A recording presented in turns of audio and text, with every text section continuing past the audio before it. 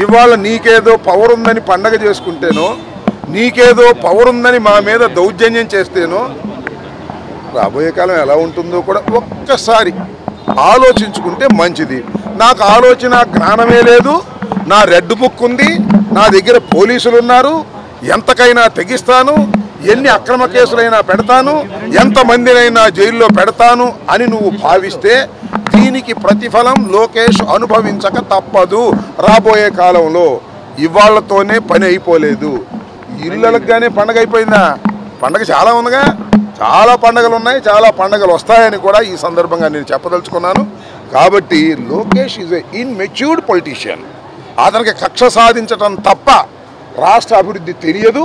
కక్ష సాధించే క్రమంలోనే అతను తన గొయ్యి తాను తవ్వుకుంటున్నాడని నా అభిప్రాయం.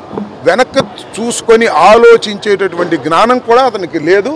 అధికార మదంతో ఉన్నాడు. అధికార మదం శాశ్వతంగా ఎవరికి ఉండదు.